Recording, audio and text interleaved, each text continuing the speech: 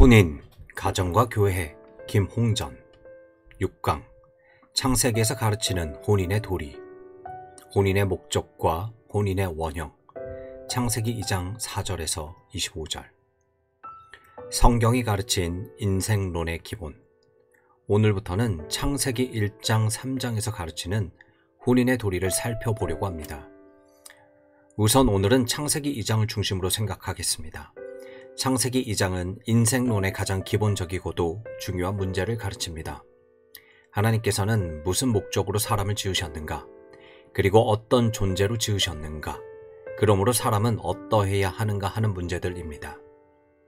사람은 맨 처음 창조된 이래로 스스로 완벽한 생활을 통해 자기 완성을 추구하게 되어 있지 않습니다. 그렇게 혼자서 노력하면 하나님의 창조의 목적이 이루어진다는 사상이 성경에는 없습니다. 하나님은 처음부터 사람에게 명령하시기를 생육하고 번성하여 땅에 충만하라, 땅을 정복하라, 바다의 고기와 공중의 새와 땅에 움직이는 모든 생물을 다스리라고 하셨습니다. 이것은 하나님이 사람을 만드신 거룩하신 경영과 계획을 보이신 중요한 말씀으로서 첫째 생육하고 번성하라고 하셨을 때에는 사람의 개인적인 인격의 향상과 발달로서 일이 끝나지 않는다는 것을 가르치십니다. 사람은 반드시 사회적인 의의를 가져야 한다는 말씀입니다. 즉, 사회아로서의 존재가 중요합니다. 훗날 신약 성경은 사회아로서 존재의 의의에 대해서 좀 더 충만한 계시로서 가르칠 때 특별히 예수 그리스도의 거룩한 지체로서의 의의를 가르칩니다. 사람을 완성의 경계에 도달하게 하셨을 때의 이상형은 개체로서의 존재가 아닙니다. 사랑과 관련된 그 여타의 모든 문제는 이런 견지에서 해석해야 합니다. 특별히 인생론이나 도덕론도 이러한 견지에서 해석해야 합니다. 그런데 이런 견지에서 해석하지 않고 항상 개체를 단위로 한다든지 개체 완성을 가장 중요한 목표로 해석하는 도덕론이 세상에는 얼마든지 있습니다. 세상 사람의 윤리 간의 입각지는 언제나 개인 인격의 완성이 있습니다. 사회아로서의 완성이라고 하더라도 그것을 통해 결국 추구하는 것은 개인의 완성입니다. 그러나 성경은 그렇게 가르치지 않습니다. 개인이 투철한 자기 관리를 통해서 자기 완성을 추구하는 것은 말할 것도 없고, 사회를 위해 봉사하는 데에 의의를 두고 그것을 통해 자기 완성을 추구한다고 하더라도 그것으로 진정한 인간의 완성은 이루어지지 않는다는 것입니다.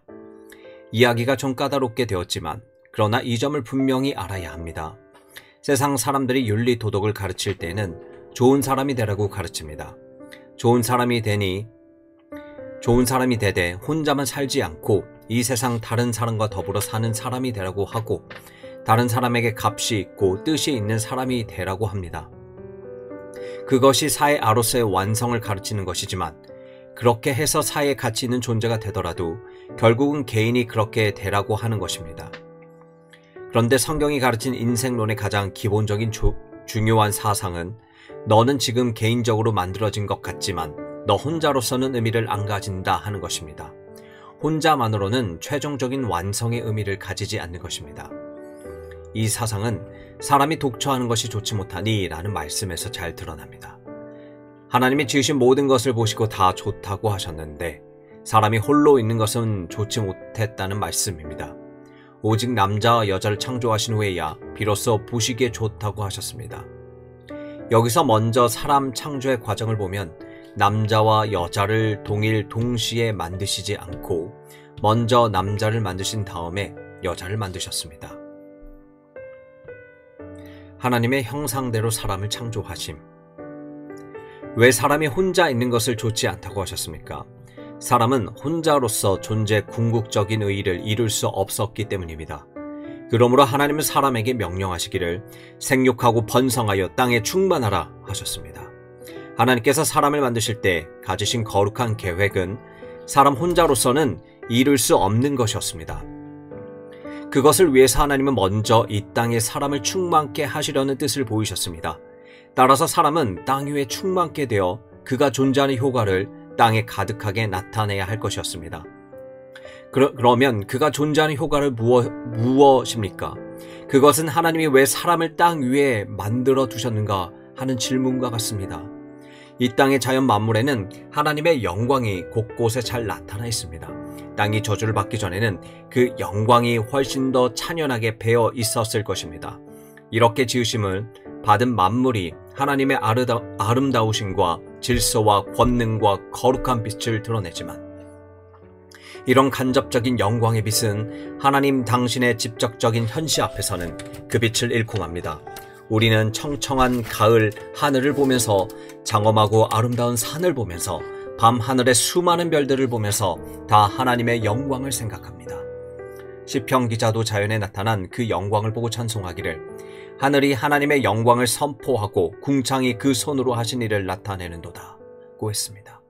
궁창, 즉 높고 푸른 하늘을 볼 때 찬란한 빛과 사람이 도저히 헤아릴 수 없이 끝없이 많은 수의 그 반짝이는 아름다운 별들, 해와 달을 볼 때 참 기묘하신 하나님의 영광의 빛을 상당히 깨달을 수가 있습니다. 그러나 이러한 것들은 하나님의 영광의 후광일 뿐이지 하나님의 직접적인 영광의 현시에 비할 수 없습니다. 하나님은 원하시는 대로 이 찬란한 영광의 빛으로 직접 세상에 충만하실 수 있으셨습니다. 그러나 하나님께서는 그 영광을 어떻게 이 땅에 현시하시기로 작정하셨느냐 하면 하나님 당신의 형상으로 창조된 사람을 통해서 하시기로 하셨습니다. 그러므로 사람은 하나님의 영광의 관점에서 볼 때 다른 어떤 피조물보다도 하나님의 영광을 가장 방불하고 찬란하게 나타내도록 지음을 받은 피조물입니다. 천사가 사람보다 하나님의 영광을 더 나타낼 것 같아도 하나님께서는 천사보다 사람을 통해서 그 영광을 더 나타내도록 하신 것입니다. 성경은 천사를 하나님의 모양대로 만드셨다고 명확하게 쓰지 않지만 사람에 대해서는 분명히 그렇게 명시합니다. 사람이 하나님의 형상과 모양으로 지음을 받았다는 말이 무슨 뜻입니까? 하나님의 형상으로서 하나님의 모양으로서 하나님과 방불한 속성과 기능을 가지고 그분이 뜻하시는 것을 자기도 뜻하고 활동하도록 지음을 받았다는 뜻입니다. 하나님께서는 천지 만물을 아름답게 만드시고 하나님의 형상으로 지음받은 사람을 땅 위에 두신 다음에 모든 것들을 보시고서 좋다고 하셨습니다. 하나님이 만드신 만물 가운데 최대의 걸작이 무엇입니까? 셰익스피어의 유명한 말에도 있듯이 하나님이 만드신 만물 가운데 최대의 걸작은 바로 사람입니다. 사람이야말로 다른 어떤 곳에서도 없는 특이한 것 하나를 가지고 있습니다.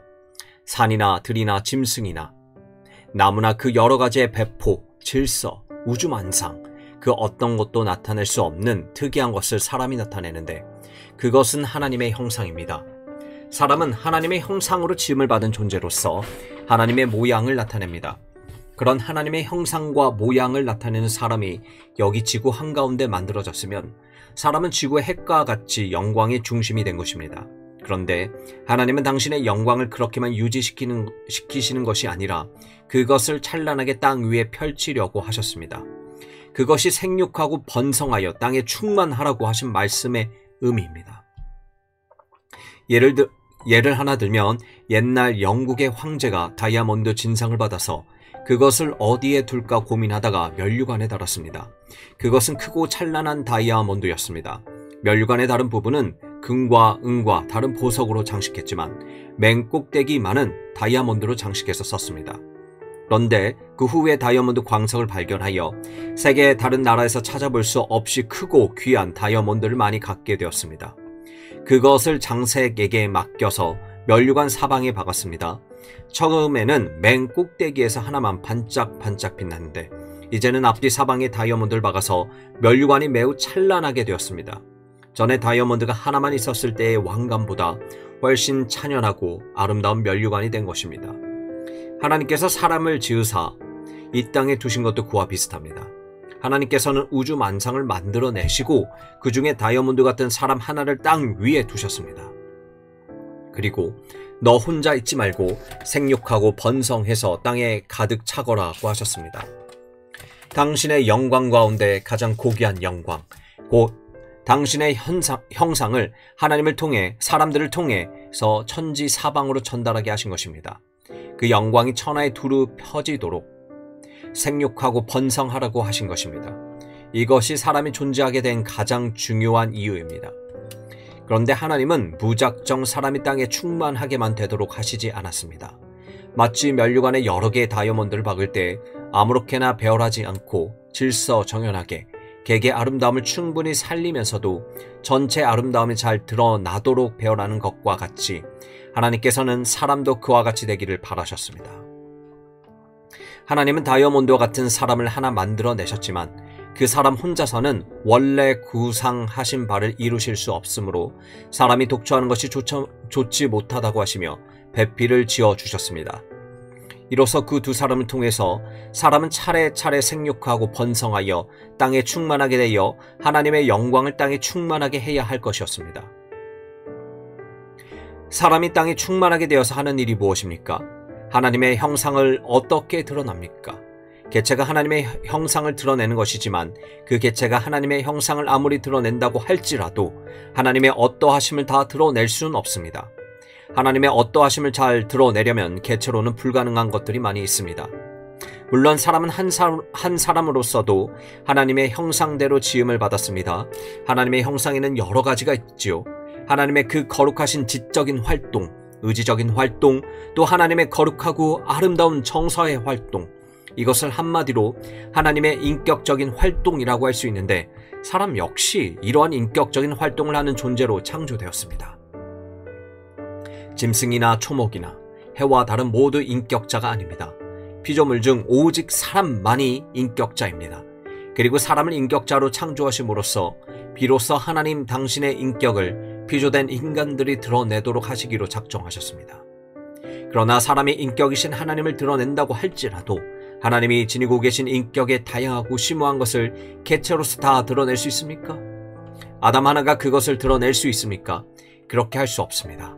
아담은 아담적인 품성 하나를 드러낼 뿐입니다. 그리고 그의 인격에 하나님의 다양하고 찬란한 인격적 요소가 다 구비되어 있지도 못합니다. 예를 들면 그것이 보석은 보석일지라도 거기서는 한 가지 빛깔밖에 못 비춥니다. 그러면 하나님의 인격에 담겨있는 다채롭고 찬란한 광명 혹은 영광은 드러나지 않습니다. 이 다채롭고 광명한 것, 광범한 것, 끝없는 창조의 생성 발전은 사람 혼자서 도저히 드러낼 수 없습니다. 혼자 끝없이 생성 발전하며 창조해서 움직이지 못합니다. 끝없이는 안 됩니다. 왜냐하면 사람이 창조적인 활동을 하고 발전한다고 할지라도 한 개인이면 개인 이상으로 발전하지 못하고 다만 개인이 발전할 수도 있는 한도 안에서만 할 수 있기 때문입니다. 한마디로 사람 혼자서는 어떠한 사회적인 발전을 만들어내지 못합니다. 그러나 하나님의 인격에는 사회적인 속성이 있습니다. 이것은 참 중요한 도리입니다. 원래 엘로힘이라는 말이 우리에게 암시하듯이 하나님께서는 복합적인 인격을 가지고 계십니다. 물론 엘로힘이라는 말로 삼위일체 신학을 직접적으로 가르치지는 않습니다. 하나님께서 순수하게 유일하신 하나님으로서 한 분 외에는 절대로 다른 분이 없다고 말한다면 그것은 순전한 유일신론인데 성경이 가르치는 하나님은 순수 절대의 유일신이 아니십니다. 성경이 가르치는 하나님은 복합적인 유일신입니다. 오직 한 하나님이시지만 삼위를 가진 하나님이십니다. 하나님은 삼위 한 분 한 분이 각각 하나의 인격을 구성하십니다. 이렇게 복합적인 인격이십니다. 그러므로 성경은 하나님께서 아버지이신 하나님, 아들이신 하나님, 성신이신 하나님으로 계심을 늘 가르칩니다. 그리고 어느 때는 사람에게 그런 뜻을 가르치기 위해서 하나님께서 친히 당신을 칭하실 때 복수 1인칭으로 쓰셨습니다. 1인칭의 단수 용어는 나이지요. 복수 용어는 우리입니다. 물론 동방 언어에서는 높은 지위에 있는 사람이 자기의 위엄을 나타낼 때 말할 때 나라고 하지 않고 우리라고 하는 경우가 있습니다. 그러나 하나님께서는 3인칭의 명의를 쓰실 때라도 복수 용어를 쓰셨습니다. 이를테면 하나님에 대한 보편적인 칭호는 히브리어로 엘로힘입니다. 엘로힘은 엘로아흐라는 단어의 복수형입니다. 성경은 이 복수형 칭호를 가지고 하나님 한 분을 가리키는 것입니다. 물론 엘로힘이라는 성호가 복수형 단어라고 해서 그것이 곧 하나님의 복수적인 존재 양태, 즉 사회적인 성격을 증거한다고 단언할 수는 없습니다.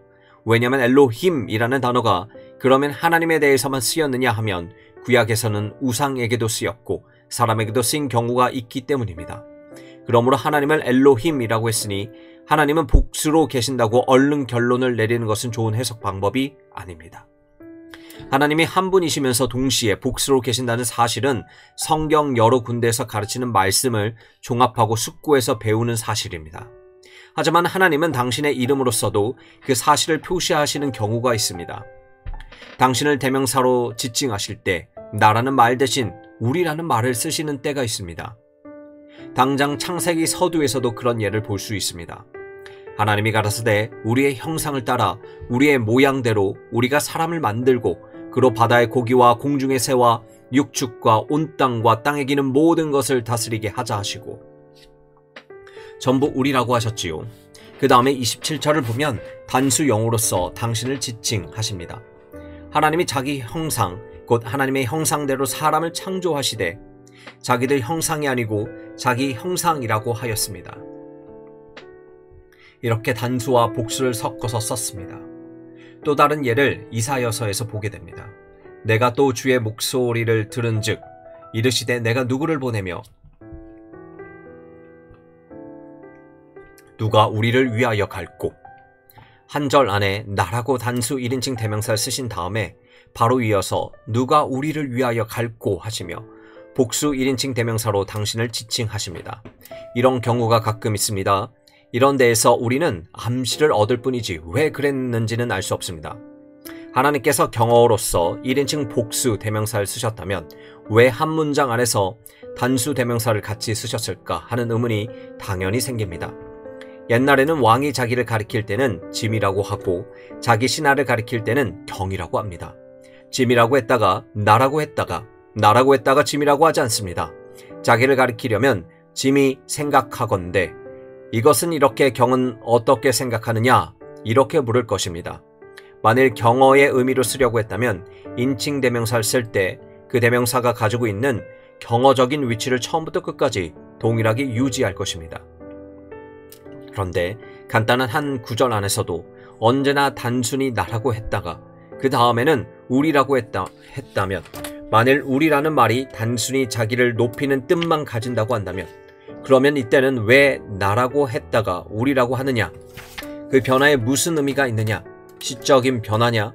그런 물음이 생기는 것입니다. 여기서 우리가 생각하게 되는 것은 하나님께서는 결국 당신 자신을 처음부터 삼위로 복수로 계심을 가르치신다는 것입니다. 그러면 사람이 혼자서 어떻게 아버지이신 하나님, 아들이신 하나님, 성신이신 하나님에 각각 독립되어 있으면서도 통일된 인격을 표시할 수 있습니까? 그것은 불가능한 일입니다. 사람 혼자서 하나님의 그러한 형상을 나타낼 수 없습니다. 여기서 필연적으로 사람은 단수로 존재하되 하나의 명의하에 복수로도 존재하는 형상이 필요합니다. 그러면 단수로서 존재하다가 하나의 명의하에 복수로 존재한다는 것이 어떻게 가능하겠습니까? 그것은 하나님이 내신 혼인의 법칙에서 찾아야 할 것입니다. 하나님은 그 법칙을 당장 이 창세기 1장에 말씀하셨습니다.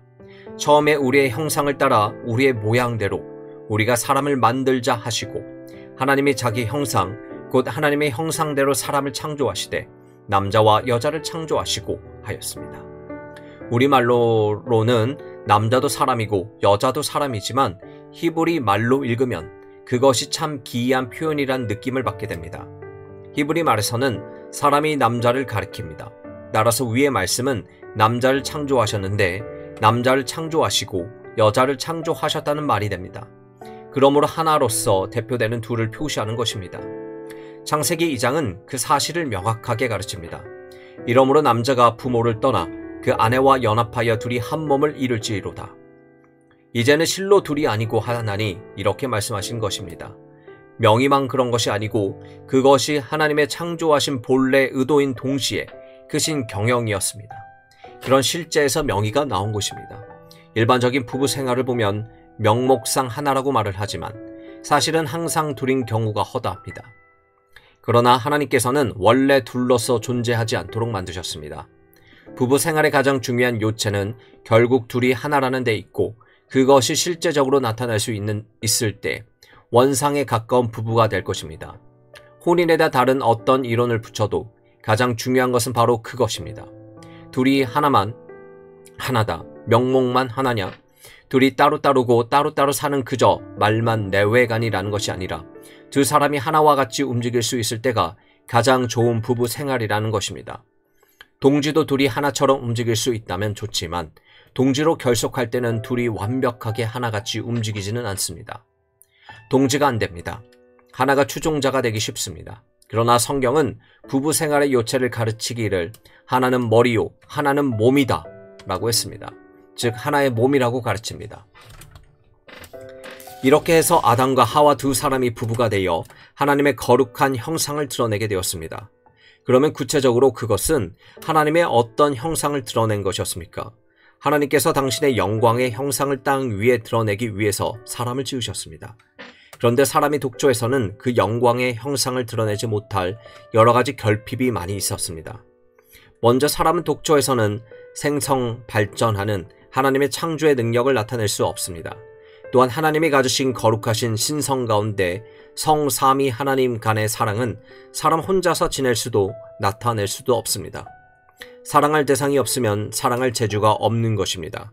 성삼위 하나님께서 서로에 대해서 가지신 사랑이야말로 하나님의 형상의 핵심입니다. 사람이 하나님의 형상으로 지음을 받았다는 사실 가운데 가장 중요한 것이 바로 사랑이라는 속성을 지니게 되었다는 사실입니다.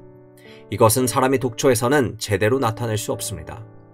다른 사람 아무도 없고 아담 혼자만 있었다면 그에게는 물론 지혜도 나오고 여러 가지 창조적인 기능도 나오고 의지력도 나오고 했겠지만 사랑은 나오지 않았을 것입니다. 그리고 비록 다른 사람이 있었다고 하더라도 그것이 어린아이나 노인이었다면 치근하고 애틋한 감정, 존경 어린 친근감 같은 것은 있었겠지만 서로 그리워하고 정을 나누는 교차적인 사랑은 없었을 것입니다. 사랑 가운데 에로스의 사랑은 나타나지 못했을 것입니다. 사실 사람의 모든 사랑은 이 에로스로부터 시작됩니다.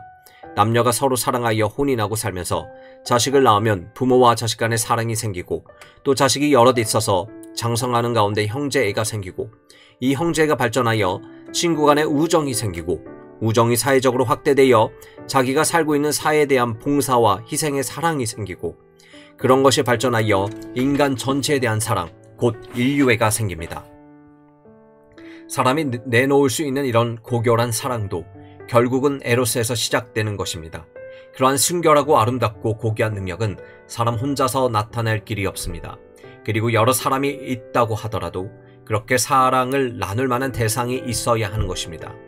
이것이 사람이 독초하는 것이 좋지 못한 이유의 하나입니다. 그러나 그것보다 더 본질적이고 중요한 이유가 있습니다. 그것은 사람이 독초해서는 거룩하신 속성, 존재 본질을 구체적으로 나타낼 수 없다는 점입니다. 하나님의 다니엘 복투성, 즉 삼위로 계시면서 동시에 한 분이신 하나님의 존재 양태는 부부가 둘이면서 동시에 한 몸이라는 사실로서 대표됩니다. 그것이 부부입니다. 부부 말고는 둘이면서 하나가 되는 방법이 없습니다. 다른 관계는 아무리 친해서 하나처럼 행동할지언정 둘은 둘입니다. 물론 명목상 하나라고 하는 부부의 실상은 한 번도 둘이면서 하나가 되어 본 일이 없고 밤낮 영원한 평행선으로 나뉘어 있는 경우가 허다한 것이 현실입니다. 그런 경우에는 차라리 동지를 얻어 둘이 하나처럼 활동하는 것이 부부지간보다 더 가깝습니다. 그러니까 세상에는 내간에는 못하는 일을 친구끼리 하는 우도라는 것이 생긴 것입니다. 그런 경우에는 부부의 관계가 동지의 관계보다 훨씬 못하게 됩니다. 여자는 집이나 잘 지켜주면 그만이다. 내가 밖에 나가 돌아다니면서 일을 하다가 집에 돌아가서 손수 밥 해먹고 빨래하느라고 애쓸 것이 없이 시간이 되면 밥상 차려주고 딱딱 옷 갖다 주고 집이나 봐주고 애들이나 키우고 이렇게 무조건 나를 뒤따르고 무조건 나 아니면 살 수가 없는 귀신 노릇이나 하면 그만이다. 그러면서 친구끼리 만나면 갖은 이야기를 다 합니다. 그러나 그러한 가정생활이 동양적일지는 몰라도 성경적은 아닙니다. 성경이 가르치는 부부상은 복수이면서 단수이고 단수이면서도 복수인 것이 조화를 잘 이루어야 합니다. 그러면 부부는 어떻게 해야 조화를 잘 이룰 수 있습니까? 그것이 성경이 그 다음에 가르치는 중요한 사상입니다. 그리고 또 하나님께서 사람을 만들어냈을 때 사람이 땅 위에 생육하고 번성해야 할 중요한 거룩한 이유가 부부의 출현이라는 사실에서부터 차츰 더 천명되어 나가는 것입니다. 그 다음에 부부라는 문제로 넘어가서 먼저 생육하고 번성한다는 사실부터 다시 고찰해 가겠습니다. 창세기 2장의 중요한 문제 하나는 사람은 과연 왜 만들어졌느냐 하는 것입니다. 우선 1장에서 생육하고 번성하여 땅에 충만하라, 땅을 정복하라, 다스리라 하셨고 2장에서 가서는 선악과를 따먹지 말라는 법을 내셔서 그것을 지키게 하셨습니다. 그것은 하와가 시험을 받는 일과 연관이 되므로 3장에서 다뤄지는 문제입니다. 2장의 가장 큰 문제는 하나님께서 사람에 독초하는 것을 좋지 않게 여기셔서 돕는 배필을 지으셨다는 데 있습니다. 그에 앞서 흙으로 각종 직종과 공중의 새를 만드시고 그것들을 아담 앞에 이르게 하시사 아담이 각 생물을 일일이 보았는데 종류가 같으면 이것은 닭이라든지 이것은 개라든지 이것은 새라든지 그 종류를 따로따로 이야기했는데 모두 암수가 있어서 짝을 맞춰 나오면 아담이 모든 육축과 공중의 새와 들의 모든 짐승에게 이름을 주었습니다. 왜냐하면 하나님께서는 모든 동물을 각각 그 종류대로 만드셔서 종이 번식하도록 만드셨기 때문입니다. 이렇게 다 짝이 있는데 이름을 다 짓고 나니까 자기만 혼자였습니다. 아담이 아마 그것을 알았을 것입니다. 다 짝이 있는데 나만 혼자구나. 그때 여호와 하나님이 아담을 깊이 잠들게 하시니 잠들매 그가 그 갈빗대 하나를 취하고 살로 대신 채우시고 그렇게 해서 여자가 나왔는데 이 하와라는 여자는 왜 만들어졌느냐 하는 문제를 생각해 보겠습니다. 하와는 하나님께서 만드신 한 사람의 아내로는 최적의 아내였습니다. 그것은 두말할 나이가 없었습니다. 아브라함의 아내를 만들었다든지 혹은 이삭의 아내를 만들었다든지 혹은 야곱의 아내를 만들었다든지 그런 데에서는 명확하게 하나님이 누구를 어떻게 하겠다는 이야기가 없지만 하와만은 아담의 아내로 만들어 놓으셨습니다. 그러니 하와는 올 때 갈 데 없이 아담의 아내였고 또한 하나님은 그 목적을 위해서 하와를 만드셨습니다. 그러므로 하와가 아담의 아내였던 사실은 가장 적당한 아내를 만드신 최적의 예요, 관절한 사실입니다. 그런데 하와는 아담의 아내로 만들어짐을 받았으니 아담의 축복의 그릇이 되어 주어야 하고 가장 큰 행복의 방도가 되어 주어야 했는데 불행하게도 그 반대가 되었습니다. 하나님이 만들어 주셨어도 그 반대가 되었다는 이야기입니다. 여기서 우리는 사람이 혼인을 하는 기본적인 문제에서 하나님이 배필을 만들어 주셨다고 할지라도 그렇게 해서 이루어진 부부는 그 혼인에 대한 책임을 다 따로따로 지고 있다는 것을 알게 됩니다. 즉 만들어진 하와도 아담에 대해서와 동시에 그보다는 더 우선적으로 하나님에 대해서 어떤 일종의 의무를 가지고 어떻게 해야 할 책임을 지고 있었습니다. 이 사실은 하와 아담이 그 후에 선악과 실과를 먹고 타락하는 데서 분명히 드러납니다. 아담 자신도 하나님 앞에서 하와에 대한 책임을 지고 있었습니다. 아담으로서 이것은 모피할 수 없는 책임이었습니다. 하나님이 하와를 만들어서 자기에게 주셨다고 해서 그 책임이 없어지는 것은 아니었습니다. 오히려 그렇게 주셨으니까 더욱 책임이 생기는 것입니다. 예를 들어 부모가 자녀들에게 필요한 것을 사주었다면 자녀들은 부모가 사준 보람이 있게 그것을 잘 간직하며 사용해야 할 의무가 있습니다. 받았으니까 제멋대로 아무렇게나 써도 좋다는 법은 없습니다. 사준 보람이 있어야 합니다. 마찬가지로 아담과 하와는 하나님께서 서로를 만나게 하사 부부가 되게 하신 일에 대하여 거룩한 보람이 있게 할 의무를 지고 있었습니다.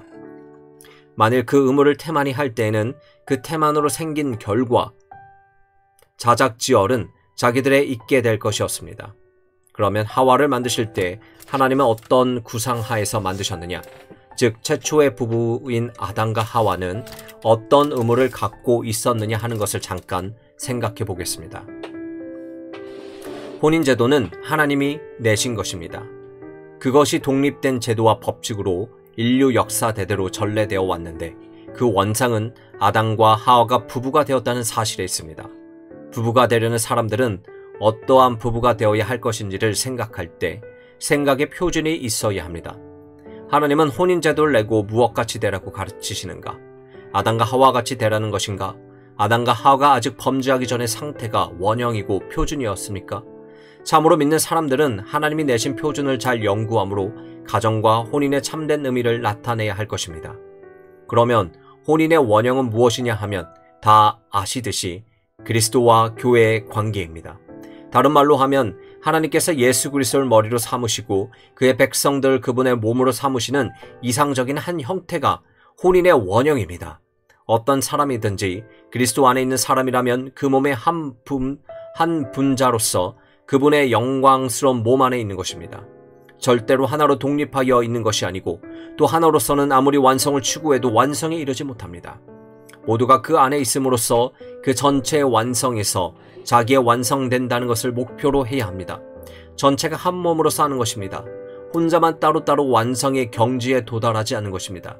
이것이 기독교 윤리의 기본입니다. 이것은 이 세상 사람의 윤리 교훈의 기본과는 아주 다릅니다. 세상 사람은 사회아로서 자기를 완성해 나간다 할지라도 그 안에서 추구하는 것은 결국 자기의 완성입니다. 그러나 그리스도인은 그리스도의 교회가 완성되기까지는 자기의 완성이 없다고 믿습니다. 그러므로 자기 개인이 홀로 완성한다고 해서 완성이 되지 않는다는 것을 알아야 합니다.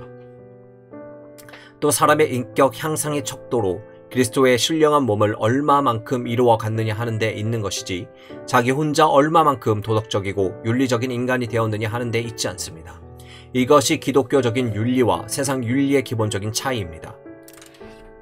거룩한 그리스도의 신령한 몸 안에서 이상적인 새로운 한 인격체로 완성해 간다는 큰 사실은 우리에게 무엇을 가르치느냐 하면 첫째, 그리스도인들의 부부 생활에서도 그것이 원형이라는 것과 따라서 부부도 그 방향을 향해서 나가야 한다는 점을 가르치고 둘째로 예수 그리스도 안에서 그리스도의 신령한 몸이 당장 오늘로 완성되지 않고 지금도 집으로 지어져 가는 것과 같이 하나님께서 우주 만유 안에 모든 것을 충만하게 하시고 완성시키시는 그날에 이르기까지 점진적으로 장성하듯이 부부관계도 처음 혼인했을 때 완성되는 것이 아니라 그것이 완성을 향한 시초라는 점을 가르쳐줍니다. 처음에는 사실 남남끼리 만나는 것일 뿐입니다. 혼인식에서 둘이 한 육체가 되었다고 명목상 선포할 뿐이지 실제로는 하나와 같은 것이 별로 없습니다. 오랫동안 사귄 후 혼인을 한 부부라도 마찬가지입니다. 서로 의견이 다르고 성격도 다르지만 내간의 성격이 같으면 재미없다고 하면서 사는 것이 보통입니다. 그래서 하나가 이리로 가자고 하면 하나는 싫다고 하고 이렇게 하겠다고 하면 저렇게 하겠다고 하고 그렇게 해서 중간길을 걸어가는 수밖에 없습니다. 남자 혼자라면 왼쪽으로 가고 여자도 혼자라면 오른쪽으로 갔을 텐데 왼쪽도 아니고 오른쪽도 아닌 제3의 길로 가게 됩니다. 내간이 아니었다면 그런 길로 가지 않았을 길을 가게 되는 것입니다. 그런데 부부가 처음에는 이러한 출발을 할지라도 차츰 세월이 갈수록 마치 그리스도의 신령한 몸이 그리스도 안에서 날마다 지어져 가듯이 마치 큰 빌딩을 지을 때 한 층 한 층 쌓아 올라가듯이 자꾸 쌓아 올라가야 합니다. 혼인은 출발할 때 완성되는 것이 아닙니다. 처음에는 달리기를 할 때 출발을 하는 것처럼 출발하는 것입니다. 그리고 그 다음부터는 마치 집을 쌓아 올라가듯이 혼인 본래 의의를 쌓아 올라가야 합니다. 전보다 좀 더 의의 있는 생활을 하는 것입니다. 그러므로 내가는 맨 처음에 만났을 때보다 살면 살수록 서로 없으면 안 되겠다고 생각할 만큼 귀중해져야 합니다. 없어도 괜찮다는 정도라면 참 불쌍한 이야기입니다. 서로 없으면 안 되겠다, 없으면 오늘날 여기에 올 수 없었다 하는 것을 절실히 느낄 수 있게 되어야 합니다. 이것은 집을 지을 때 아래 벽돌이 없었으면 윗벽돌도 못 쌓아 올리는 것과 같습니다. 부부도 당연히 그래야 할 것입니다. 부부 생활이라는 것은 평면에다 딱 그려놓고 볼 수 있는 것이 아니고 시간을 들고 어떻게 움직여가는지를 보아야 제대로 볼 수 있습니다. 이렇게 동적입니다. 어느 하루의 생활이 그 부부의 상태를 전부 표시하지 못합니다. 싸움 한 날 그 부부를 보면 마치 빙탕과 같아서 저 사람들은 원수끼리 만났나 보다 하고 생각할 것입니다. 부부싸움이란 아무래도 둘이 다 성격이 강해서 생기는 법입니다. 한 사람이 기운이 약하면 싸움을 안 할 것입니다. 둘이 기운이 빳빳하게 세워야 하지 하나가 아주 약하면 하나가 휘둘러서 가자는 대로 가게 될 것입니다. 그렇게만 간다면 큰 갈지자 걸음을 걷기 일수일 것입니다. 남편이라고 해서 반드시 지혜 있는 것은 아니기 때문입니다. 이쪽으로 가다가 비틀하고 그쪽으로 가다 부딪히니까 못 쓰겠다 하면서 이리로 가자고 하면 자기만 혼자 부딪히는 것이 아니라 부인까지 끌고 가서 여기 가서 한번 탁 부딪히고 아이고 하고 저기 가서 한번 딱 부딪히고 이래서 비틀비틀 하면서 갑니다. 그러나 아내가 지혜도 있고 기운도 빳빳하게 세면 남편이 한식코 자기와 다른 길로 가려고 할 때 안 된다고 잡아당길 것입니다. 그러면 할 수 없이 싸움이 시작됩니다. 이렇게 보면 이렇게 미리 내간에 툭탁툭삭 싸움을 하고 이를 무사하게 치르는 부부가 한 사람이 가자는 대로 식은 죽 같이 따라가다가 둘이 구덩이에 푹 빠져 가지고 나오지 못하고 큰일 났네 하고 탄식하는 부부보다 나을지도 모릅니다. 물론 이것은 공리적인 해석입니다. 그러나 성경은 그러니까 너희들 밤낮 싸움을 해라 의견을 달리하고서는 밤낮 빳빳하게 싸움을 하고 나가라 하고 가르치지 않았습니다. 성경이 가르친 부부의 도리는 남편이 갈지자 걸음을 걸으면 갈지자 걸음을 걷는 대로 아내는 따라가면서 구덩이에 빠지면 같이 빠지고 거기서 고생하면 같이 고생하다가 헤어나오면 둘이 같이 나오라. 차라리 그런 정신입니다. 억센 것을 결코 좋지 않습니다. 성경은 절대로 억센 것이 좋다고 가르치지 않습니다. 성경에서 부부에 대해서 강력하게 가르친 말이 있습니다.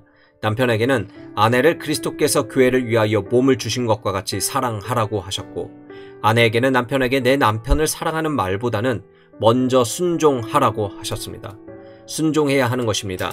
남편이 가는 길이 구렁텅이로 들어가는 것 같아서 이만저만해서 구렁텅이니까 안 되겠다 하고 이야기할 수 있지만 그래도 구렁텅이로 들어간다면 저 양반 저렇게 청맹관이 같은 사람이니까 가서 짭짤하게 맛을 봐야 할 테니까 맛보도록 하자. 할 수 없다. 내가 저런 사람을 만났으니 할 수 없다. 나도 구렁텅이로 들어가면 뻔히 고생스러운 줄 알지만 들어가야지 별 수 있느냐 하고 따라 들어가야지. 그렇지 않으면 어떻게 합니까? 안 따라 들어가고 당신 구렁텅이에 혼자 들어가시오. 나는 모르겠어 하고 달아나 버리면 그 다음에 어떻게 되겠습니까? 그래서 따라 들어가되 그것이 구렁텅이인 줄 알고 고생스러운 줄 아는 현철한 부인 같으면 미리 준비를 하고 저 남자가 구렁텅이에 들어가 떨어져서 아이고 죽겠습네 하고 나올 때에는 내가 준비했다가 자 이제 내가 말한 것이 옳지 않소 하고서 건져내 주어야겠다 생각하고 좌우간 따라가야 합니다.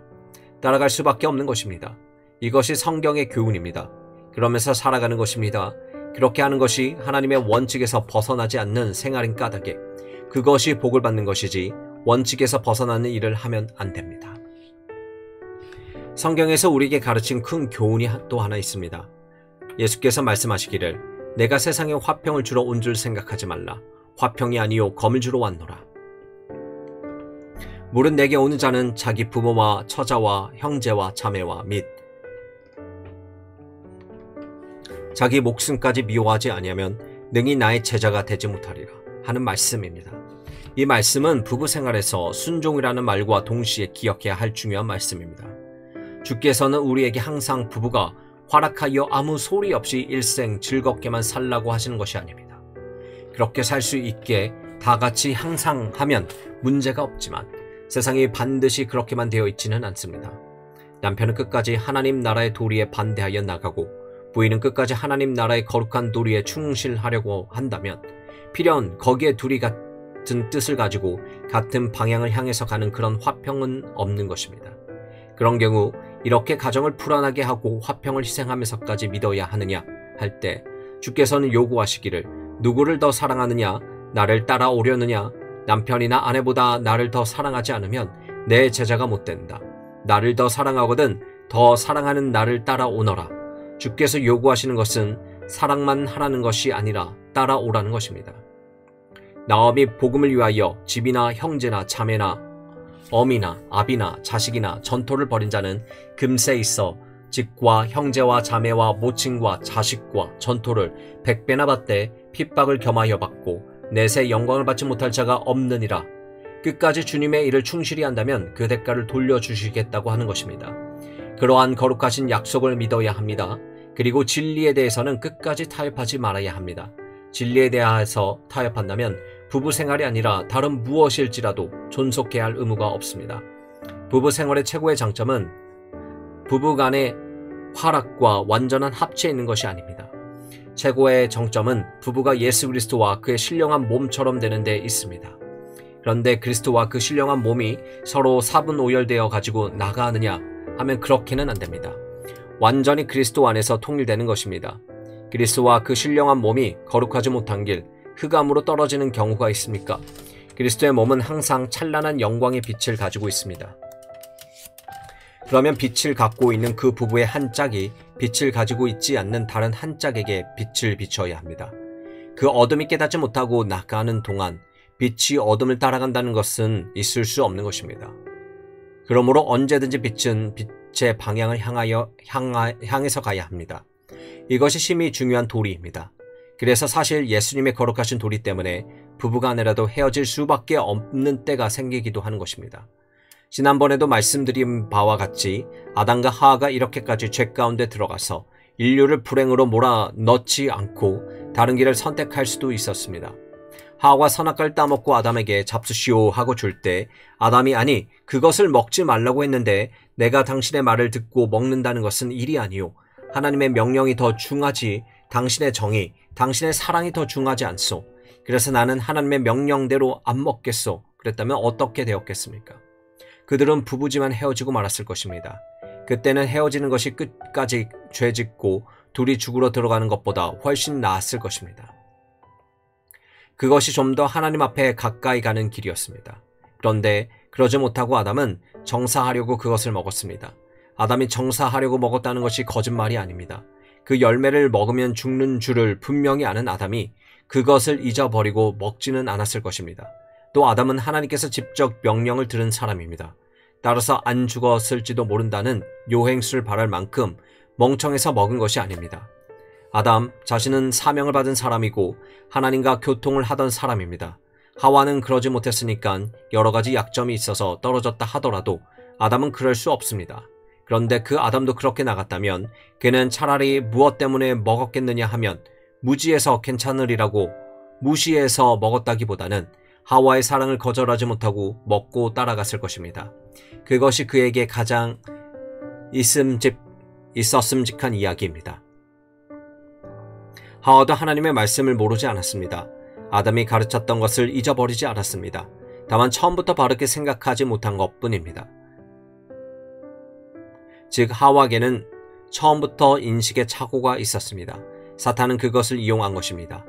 하와의 해석에는 허구가 있었습니다.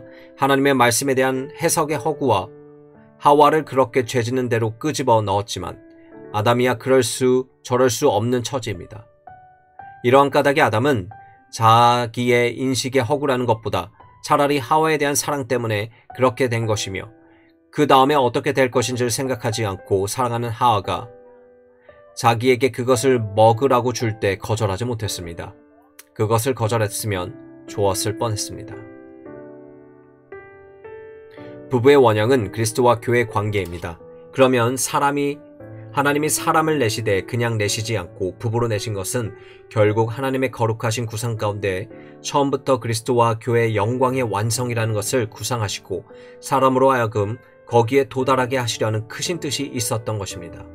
그러한 까닭에 그리스도와 교회의 그 완성된 아름다운 자태 한 모형으로 상징하는 땅 위에는 부부가 존재하게 되었습니다.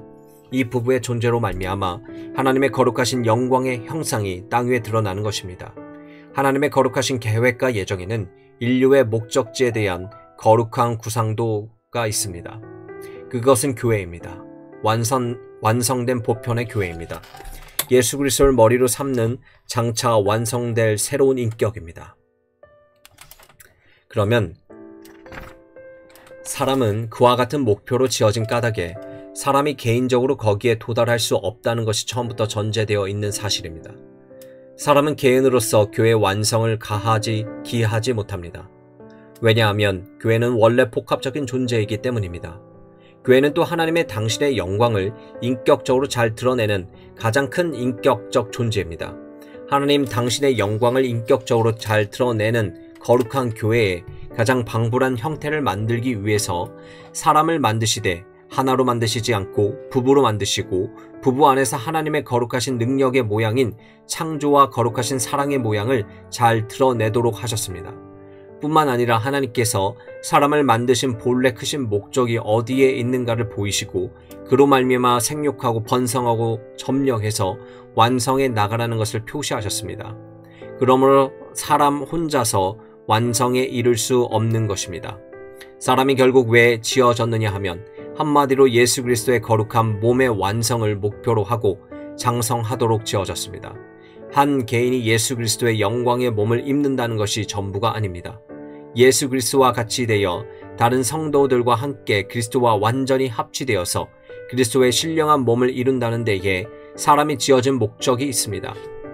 사람이 그런 목적을 위해서 지어졌다고 한다면 그것은 개인이 단독으로 장성해서 되는 것이 아니고 항상 그리스도의 거룩한 몸을 함께 이룬 다른 분자들과 거룩한 교통으로 연결됨으로써 비로소 되는 것입니다.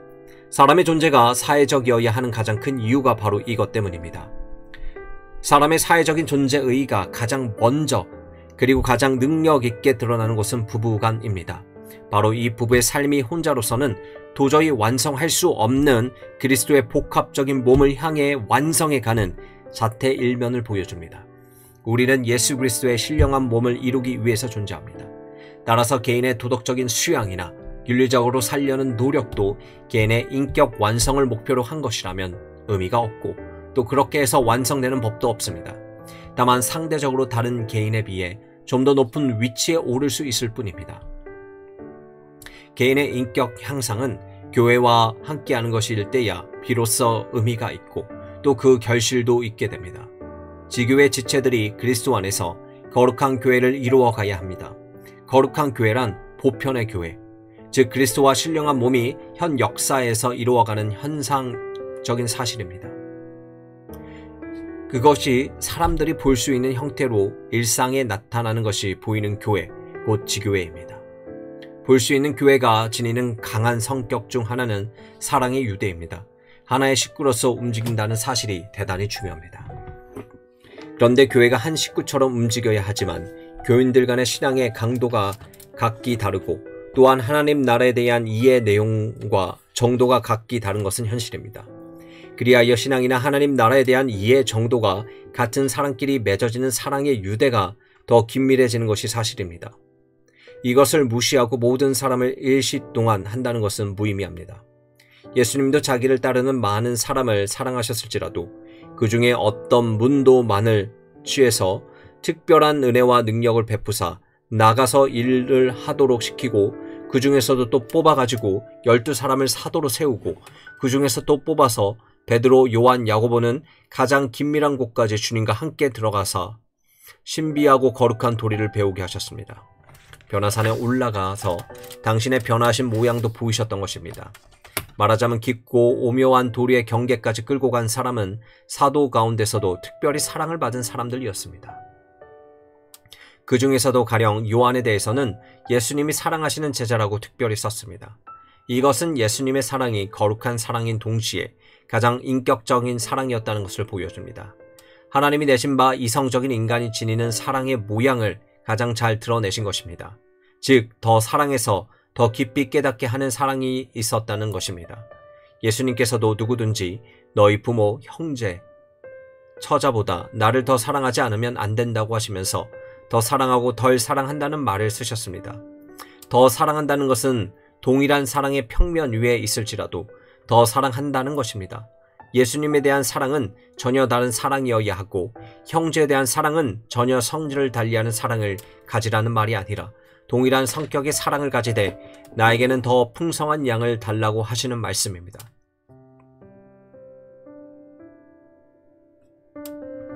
더 사랑하라는 이런 말로 비춰볼 때 우리는 우리들 자신이 교회에서 서로 사랑하되 교회가 조성되기를 동일한 신앙과 동일한 이해 가운데 조성될 때 교회가 가장 좋아지는 것입니다.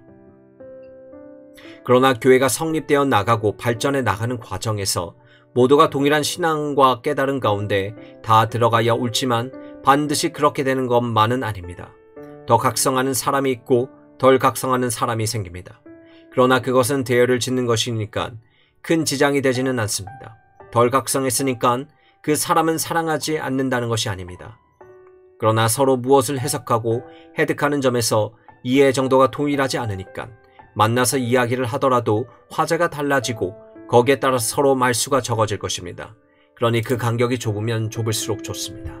간격이 넓으면 서로 다른 것을 생각하기 때문입니다. 그런 점에서 가장 동일한 이해, 동일한 각성 가운데 들어가기가 가장 유리한 위치에 있는 이들이 누구냐 하면 내외입니다.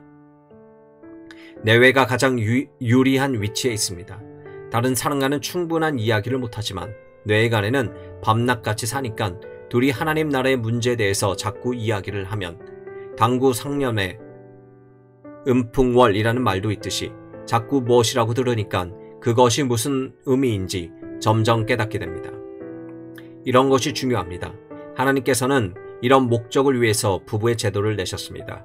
이처럼 부부는 특별히 예수 그리스도를 머리로 한 거룩한 그 몸이 완성되었을 때의 상태를 멀리 보고 나가는 데 있어서 중요한 단위로, 중요한 표상으로 서 있습니다. 그러므로 부부는 예수 그리스도와 그 몸된 교회 관계에 가장 가까울수록 이상적인 부부가 됩니다. 성경이 부부에게 요구하는 것이 바로 그것입니다. 아내들아 자기 남편에게 복종하기를 주께 하듯 하라. 남편들아 아내 사랑하기를 그리스도께서 교회를 사랑하시고 위하여 자신을 주신같이 하라. 이상적인 교회, 보편의 교회와 그리스도와의 관계처럼 되면 그것같이 더 좋은 일이 어디 있습니까? 그러면 부부 위에 다른 무엇이 그리스도와 교회 관계의 가장 방불한 자태를 나타내겠느냐 할 때 보이는 교회야말로 보이지 않는 교회를 잘 나타낼 것입니다. 그러므로 부부의 교회 간에 공통 분모가 하나 있습니다. 보이는 교회도 그리스도의 참된 보편의 자태를 드러내며 부부의 관계도 그리스도와 교회 보편적 관계를 드러냅니다.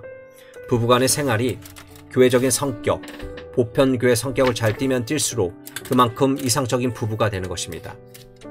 그것이 구약 역사 시초에 부부가 생겼을 때에 지향하던 목표였습니다. 처음에는 아담 한 사람이 하나님 앞에서는 하나님의 사명을 받은 사람, 계시를 받은 사람이었습니다. 그러다 아담과 하와 두 사람의 사회가 되었을 때에는 아담은 남편, 하와는 아내로서 둘은 서로 사랑하는 애인들이었습니다. 그러나 아담은 스승이고 하와는 제자였습니다. 아담은 예언자이고 하와는 그 말씀을 듣는 자였습니다. 얼마나 이상적인 형태입니까? 부부란 언제나 그렇게 되어야 하는 것입니다. 그렇게 되는 것이 가장 이상적입니다. 그러면 이러한 혼인의 대강의 원칙을 세워놓고 혼인의 조건들을 생각해 보시기 바랍니다. 이미 혼인한 부부는 이 원칙에 자신들의 삶을 비추어 보십시오. 혼인할 때 여자는 어떤 남자를 남편으로 찾아야 했느냐 하면 첫째, 자기가 사랑할 수 있는 사람이어야 합니다. 자기 마음 가운데 참으로 깊은 사랑이 갈 수 있는 사람이어야 합니다. 그러려면 물론 먼저 자기가 존경할 수 있는 사람이어야 합니다. 왜냐하면 사랑만이 전부는 아니기 때문입니다. 그러나 또 한편으로는 자기를 인도할 수 있는 남자라야 지속적인 사랑을 할 수 있습니다. 그리스도와 교회 관계를 볼 때 남편과 아내 관계를 그렇게 볼 수밖에 없습니다. 그렇게 자기를 인도할 수 있는 사람이어야 합니다. 어떻게 인도하느냐 하면 자기를 그리스도께서 적극 인도할 수 있는 사람이어야겠다는 것입니다. 그러므로 여자가 남편 될 사람을 찾는 표준을 세우라고 할 때에는 먼저 사랑할 수 있는 사람이어야 하되 존경으로 사랑할 수 있는 사람이어야 합니다. 어떻게 존경하느냐? 그 사람이 도덕적이라든지 의지가 강하다든지 하는 요소보다는 그 사람이 지혜가 있고 그 사람이 하나님 말씀의 거룩한 계시에 접촉한 까닭에 존경해야 합니다. 이것이 중요한 표준이 되어야 합니다. 우리는 사람을 존경할 때 그가 재주가 있으니 존경을 하기도 하고 의지력이 강하니 존경하기도 하고 남이 못하는 일을 하니 존경하기도 하지만 그러나 참된 의미의 존경은 기능에 대한 존경이 아니라 인격에 대한 존경입니다. 그리스도인으로서 우수한 인격을 가졌다 할 때에 가장 중요한 근거는 하나님의 거룩한 계시에 가까이 접촉하고 있느냐 하는 점에 있습니다. 사고 의전 작용이 비뚤어져서 반동적으로 나가지 않고 하나님의 계시에 늘 가까이 있는 사람에 대해서 참된 인격적인 존경이 발생하는 것이고 이런 존경에서 시작되는 사랑이 사랑으로서는 가장 순수하고 또 좋은 출발입니다. 처음에는 남녀가 대수롭지 않게 여겼는데 왔다 갔다 지내다 보니까 정이 들고 정 들었으니 사랑한다고들 하지만 그것은 별로 대단한 것이 아닙니다. 왜냐하면 그것은 얼마 안 있다가 꺼져버리기 때문입니다. 지내면서 정들었다고 해서 혼인해서 살지만 불과 3년도 못 가고 권태를 느껴 티격태격합니다. 그러나 혼인의 대상으로 삼으려는 남자가 무엇보다도 하나님의 거룩하신 계시의 빛을 드러내므로 그를 존경한다고 할 때 그것이 제일 우수한 사랑의 출발이 될 것입니다. 이렇게 혼인하려는 여자의 입장에서 볼 때 남자는 자기에게 단순히 사랑하는 대상이 아닌 스승이 될 만한 사람이어야 합니다. 주위에 그런 사람이 있을지는 몰라도 말입니다. 그렇게 해서 시집을 가려면 시집가는 일이 퍽 어렵겠지요. 그러나 스승이라고 해서 반드시 자기보다 월등하게 우월하고 자기는 원체 모른다는 것을 의미하는 것은 아닙니다. 자기보다 어쨌든지 더 알아가지고 끌고 갈 사람이면 됩니다.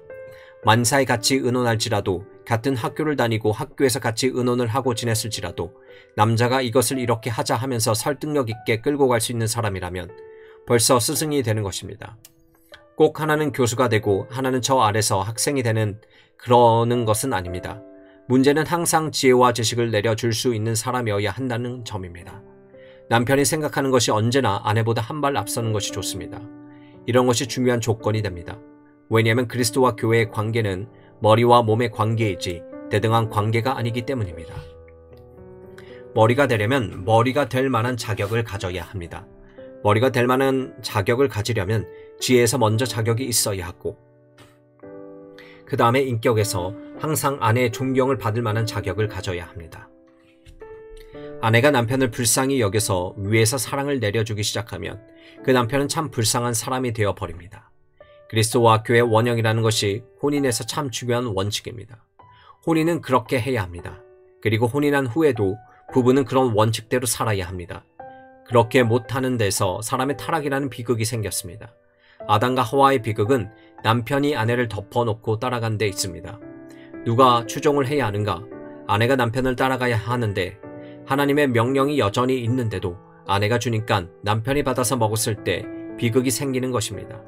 남편이 이렇게 되면 문제가 생기기 마련입니다.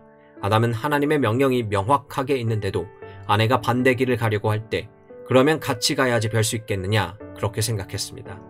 그때는 서로 정답고 좋았을 것입니다. 하와가 주니까 아담이 먹었습니다.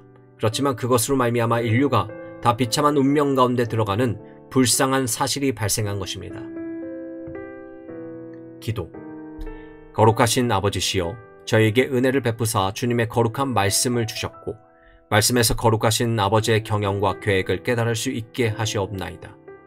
그러므로 그것을 오늘날 우리가 어떻게 이해하고 적용해야 할 것인지, 하나님께서는 이 일에 대해서 우리를 위하여 무엇을 풍성히 준비하셨는지 대해서 다시 상고할 수 있게 하셨나이다.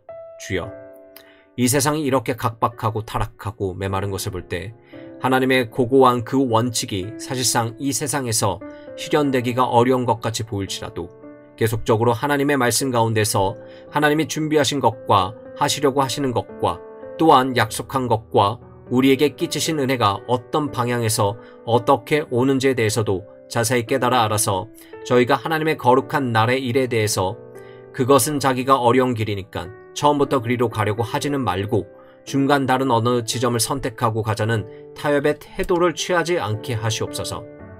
항상 주의 표전을 간절한 마음으로 사모하고 그것에 대해서는 타협하지 않고 나가면서 주께서 준비하신 그 방향대로 준비하신 방식으로 우리에게 은혜를 베푸실 때 그 은혜를 받아 참으로 하나님의 거룩하신 언약이 오늘날에도 살아서 움직인다는 사실을 믿고 나가게 하시옵소서. 주 예수님 이름으로 기도하옵나이다. 아멘. 1967년 12월 12일 화요일 공부.